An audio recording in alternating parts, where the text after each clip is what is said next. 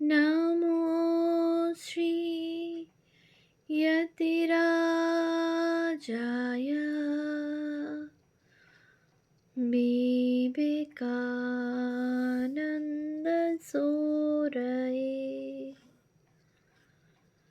सच्चित्सुख स्वरूपाय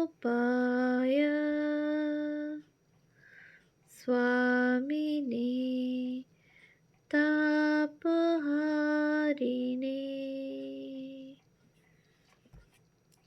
পাশ্চাত্যে বিবেকানন্দ নতুন তথ্যাবলী দিব্য প্রেরণার ব্রত সাধনে প্রথম খণ্ড গ্রন্থ থেকে পাঠ। পূজনীয়া মেরি লুইস বার্গ মহাশয়ার রচনা, ভাষান্তর শ্রী নলিনীরঞ্জন চট্টোপাধ্যায় মহাশয়।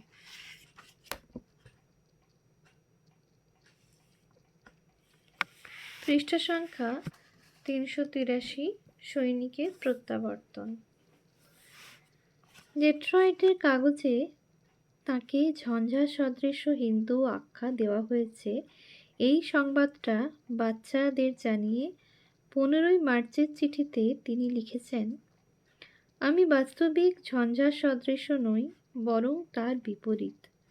আমি যা চাই তা এখানে লভ্য নয়, এবং ঝঞ্ঝা বাত্যাময় আবহাওয়াও আমি আর সহ্য করতে পারছি না। পূর্ণত্ব লাভের পথ পাওয়ার জন্যে নিজেকে চেষ্টা করতে হবে এবং অন্যান্য স্ত্রী পুরুষ যারা তার জন্যে সচেষ্ট তাদের যথাশক্তি সাহায্য করতে হবে। বেনাবনে মুক্ত ছড়িয়ে অযথা সময় ও শক্তির অপচয় করা আমার কর্ম নয়। মুষ্টিমেয় কয়েকজন মহামানব সৃষ্টি করাই আমার ব্রত। বক্তৃতা দেওয়ার স্বাদ আমার আর নেই। এই যে আমাকে দিয়ে ব্যক্তি বা শ্রোতা বিশেষকে খুশি করার চেষ্টা, এটা আমার মোটেই ভালো লাগছে না। যা হোক, এদেশ থেকে চলে যাওয়ার আগে অন্তত 2-1 দিনের জন্য শিকাগো ফিরে যাব। ঈশ্বর তোমাদের সকলকে আশীর্বাদ করুন। ভারতের কাজের জন্য অর্থ সংগ্রহের পরিকল্পনা যে কোনো কারণেই হোক সাময়িকভাবে পরিত্যাগ করে স্বামীজি ডেট্রয়েটের বন্ধুদের যথা শ্রী ফ্রিয়ার কাছ থেকে যে দান পূর্বে পেয়েছিলেন সেগুলো দাতাদের ফেরত দেবার চেষ্টা করেছিলেন। এপ্রিল মাসে শ্রীমতী হেলকে লিখেছিলেন, আমি তাদের বললাম, যেহেতু আমার চেষ্টার সাফল্যের কোনো সুযোগই প্রায় দেখছি না, তাই তোমাদের টাকা আমার কাছে রাখার কোনো অধিকার আমার নেই। কিন্তু তারা প্রত্যাখ্যান করে আমাকে বলল, আমি ইচ্ছা করলে ও টাকা জলে ছুঁড়ে ফেলে দিতে পারি। ভারতের জন্যে টাকা পান বা না পান, তার ব্রতের প্রবাহ ইচ্ছামতো তাকে ভাসিয়ে নিয়ে গেছে। শ্রীমতী হেলের কাছে 16 মার্চের চিঠিতে যে অনুত্তেজিত শান্ত মানসিকতার স্রোতে তিনি ভেসে চলেছিলেন সেটা প্রকট হয়েছে। আমি সোমবার এখানে ডেট্রয়েটে বক্তৃতা দেব। তিনি লিখেছেন, শহরের কাছে 2 জায়গায়, বে সিটি ও স্যাগিনা, মিশিগান, মঙ্গল ও বুধবার মার্চ 20 ও 21। আপনি যে মহিলার কথা লিখেছেন তাকে মনে করতে পারছি না। তার উপর তিনি লিনে থাকেন। লিনটা কি? গোলার্ধের কোথায় এর স্থান আমি জানি না। আমি বোস্টন যেতে চাই। লিনে যাত্রা বিরতিতে আমার সুবিধা কি? আমাকে আরও একটু স্পষ্ট ধারণা দিন। ভদ্রমহিলার নামটাও পড়তে পারিনি।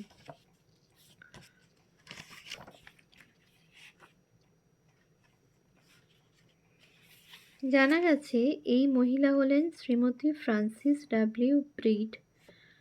বোস্টনের নিকটবর্তী শহর ম্যাসাচুসেটসের লিনের অধিবাসিনী। তিনি ছিলেন সালেম থট অ্যান্ড ওয়ার্ক ক্লাবের সদস্যা। স্বামীজি নিঃসন্দেহে শ্রীমতী কেটি তান্নাথ ওডসের গৃহে তার সঙ্গে পরিচিত হন। প্রথম অধ্যায় দ্রষ্টব্য। যাই হোক, এ ব্যাপারে আমার বিশেষ উৎকণ্ঠা নেই। আমার স্বাভাবিক পথেই আমি জীবনটা সহজভাবে নিতে চাই। কোনো একটা বিশেষ জায়গায়, সেটা বোস্টনই হোক আর না হোক, আমার কোনো বিশেষ বাসনা নেই। আমি বেশ একটা চমৎকার, যাই হোক না কেন, মেজাজে আছি। ভালো হোক মন্দ হোক, একটা পরিবর্তন আসুক। আমার ফিরে যাওয়ার এবং কিছু কিছু দৃশ্য দেখার জন্যে খরচের পক্ষে যথেষ্ট পয়সা আছে। আমার কাজের পরিকল্পনার ব্যাপারে জানাই। আমি নিশ্চিত যে যে গতিতে কাজ এগোচ্ছে তাতে তার একটা নির্দিষ্ট চেহারা দেবার জন্যে আমার আরও 4-5 বার ফিরে আসার দরকার হবে।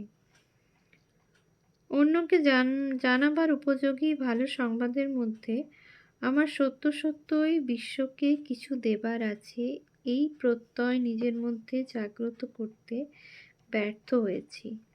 সুতরাং এই মুহূর্তে আমি বেশ আনন্দিত এবং আরামেই আছি। এই প্রকাণ্ড বাড়িতে এখন প্রায় কেউ নেই। একটা চুরুট মুখে দিয়ে এখন আমি স্বপ্ন দেখছি এবং যে কাজের জ্বর আমাকে ভর করেছিল সেটা নিয়ে দার্শনিক চিন্তা করছি। এসব একেবারে অর্থহীন। আমি কিছুই নই, পৃথিবীটাও কিছুই নয়। ঈশ্বরই একমাত্র কর্মী, আমরা তাঁর হাতে যন্ত্রমাত্র। মধ্য পশ্চিম সফর থেকে স্বামীজি কত টাকা ভারতের জন্যে সংগ্রহ করতে পেরেছিলেন এখন তার হিসাব পাওয়া কঠিন, কারণ তিনি যা বলেছেন তা থেকে সম্পূর্ণ কাহিনীটা পাওয়া যায় না। তবে এটা সুনিশ্চিত 1894-এর মার্চের শেষ পর্যন্ত খুব বেশি টাকা তিনি জমাতে পারেননি। তার উদ্দেশ্য সাধনের জন্যে যারা অর্থ দান করেছিলেন তার মধ্যে আমরা একমাত্র ফ্রিয়ারের কথা জানি, যিনি $200 এবং জনৈক মহিলা $100 দান করেছিলেন। খুব সম্ভব শ্রী পামার এবং স্বামীজির সঙ্গে পরিচিত অন্যান্য সওদাগর যুবরাজদের কেউ কেউ দান করে থাকবেন, কিন্তু বর্তমানে সেটা জানার আর কোনো উপায় নেই। অপরপক্ষে তার নিজস্ব উপার্জন সম্পর্কে সামান্য জানতে পারা যায়, যথা পার্লামেন্টের অব্যবহিত পরেই যখন লিখেছেন তখন তিনি বক্তৃতা পিছু $30 থেকে $80 পান। উপার্জনের পরবর্তী উল্লেখ পায় নভেম্বরের শেষ দিকে, যখন লিখছেন, আমি বেশ ভালো শ্রোতা, উইসকনসিনের ম্যাডিসনে এবং $100 পেয়েছি।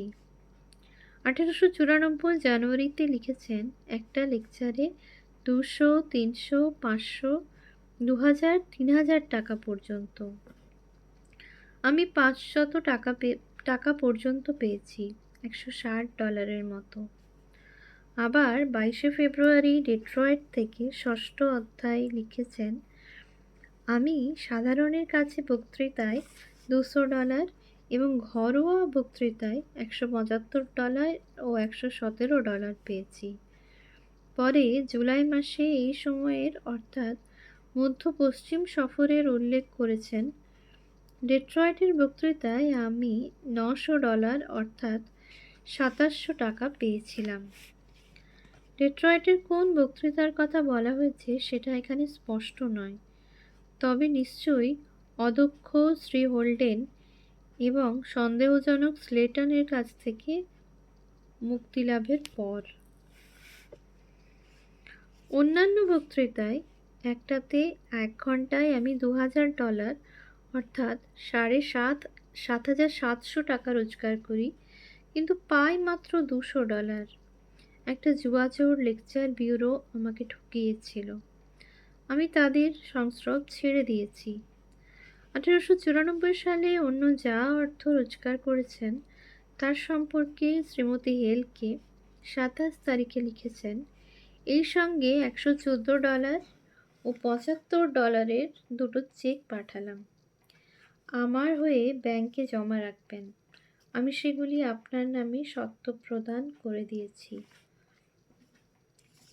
পুরো মধ্য পশ্চিম সফরটা ধরলে মনে হয় স্বামীজির গড় আয় ছিল লেকচার পিছু $75। সেটা নিশ্চয়ই খুব বেশি নয়। ডেট্রয়েটে এবং নিঃসন্দেহে অন্যত্র তিনি অনেক সময় ইঙ্গারসোলের চেয়ে বেশি শ্রদ্ধা আকর্ষণ করেছেন।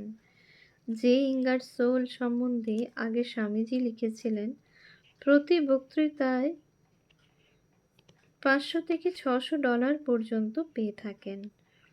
$75 আমেরিকার মতো জায়গাতেও নেহাত কম নয়।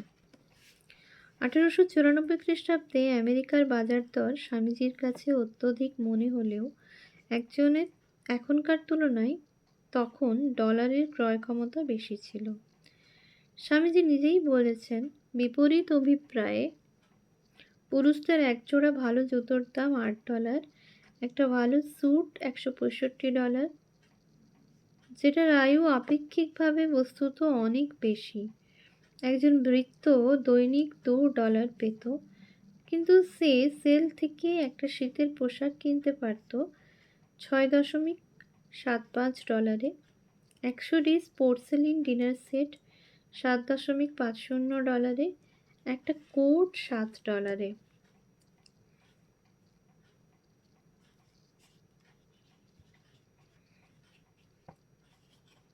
ভারতের পক্ষে অনেক বেশি, কিন্তু যে শক্তি স্বামীজি ক্ষয় করেছিলেন সে তুলনায় তার মধ্য পশ্চিম সফর কম করে বললেও বলতে হয় খুব লাভজনক ছিল না। তার ওপর মিশনারি গোষ্ঠী এবং তার কিছু দেশবাসীর কাছ থেকে যে সমালোচনা হচ্ছিল তাতে তার কাজ যথেষ্ট ক্ষতিগ্রস্ত হয়। 20 জুন তিনি ভারতে লেখেন, এদেশে 1 বৎসর ক্রমান্বয়ে বক্তৃতা দিয়াও আমি বিশেষ কিছু করিতে পারি নাই। অবশ্য আমার ব্যক্তিগত কোনো অভাব নাই, কিন্তু আমার পরিকল্পনা অনুযায়ী কার্যের জন্য অর্থ সংগ্রহ করিয়া উঠিতে পারি নাই। তাহার প্রথম কারণ, এবং আমেরিকায় বড় দুর্বৎসর চলিতেছে, হাজার হাজার গরিব বেকার। দ্বিতীয়ত, মিশনারিরা এবং ব্রাহ্ম সমাজ আমার মতবাদ ধ্বংস করিতে চেষ্টা করিতেছে। তৃতীয়ত, 1 বৎসর অতীত হইয়া গেল, কিন্তু আমার দেশের কেহ এই কথাটুকু আমেরিকাবাসীগণকে বলিতে পারিল না যে আমি সত্যই সন্ন্যাসী, প্রতারক নই, এবং আমি হিন্দু ধর্মের প্রতিনিধি।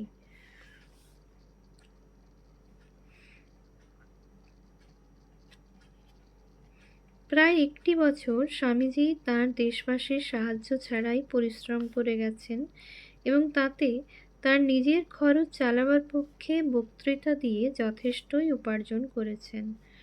তা থেকে বিশেষ কিছু বাঁচেনি।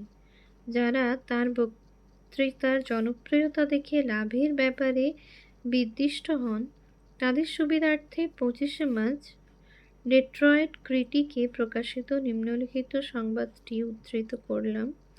কত সামান্য তিনি পেয়েছেন সেটা দেখানোই উদ্দেশ্য। ডেট্রয়েটে পৌত্তলিকতাবাদের সত্য, সৌন্দর্য ও আশীর্বাদ প্রচারণা প্রচেষ্টায় তাঁর আলোড়ন সৃষ্টিকারী অভিযানে কানুনদের অর্থ উপার্জনের অনেক কথা শুনি। আমি জানি কানুনদের আর্থিক লাভ হয়েছে অতি সামান্য, যা বিভিন্ন পদাধিকারী মিশন কর্তৃক ভারতে প্রেরিত খ্রিস্টান মিশনারিদের বেতনের সমতুল্য। ব্যাপারটা এই যে তিনি সামান্যই কিছু পাচ্ছেন। এখানে তিনি 2 সপ্তাহ রয়েছেন, এবং এই সময়ের মধ্যে তিনি জনসভায় বক্তৃতা দিয়েছেন। ডেট্রয়েট অপেরা হাউসে একটা, অডিটোরিয়ামে একটা, চার্চে একটা এবং স্টেটে 2 বা 1টা। প্রথমটিতে অপেরা হাউসে প্রায় সব টাকাটাই পেয়েছেন। অডিটোরিয়ামে শ্রীমতী ব্যাগলির অতিথি বলে বাড়িটা তাকে ব্যবহার করতে দেওয়াতে খরচ মিটিয়েছেন, তাই যথেষ্ট। জানি না চার্চে কী রকম হয়েছে, মনে হয় অন্য জায়গার চেয়ে ভালো। ব্যক্তিগত আবাসে যেসব বৈকালিক আলোচনায় তিনি সুনাম অর্জন করেছেন সেগুলি ছিল অবারিত দ্বার। সুতরাং আমার হিসাবে কানন্দের প্রথম 6 সপ্তাহে লাভ ক্ষতির পরিমাণ প্রায় সমান সমান। তবে এখন কর্মক্ষেত্র স্থিরীকৃত হয়েছে। তার দ্রুত পরিভ্রমণ ও পরিধির বিস্তৃতি হয়তো তাকে উপার্জনের ক্ষেত্রে আকর্ষণীয় করে তুলতে পারে। ওম শান্তি শান্তি শান্তি। হরি ওম তৎসৎ। শ্রীরামকৃষ্ণার্পণমস্তু।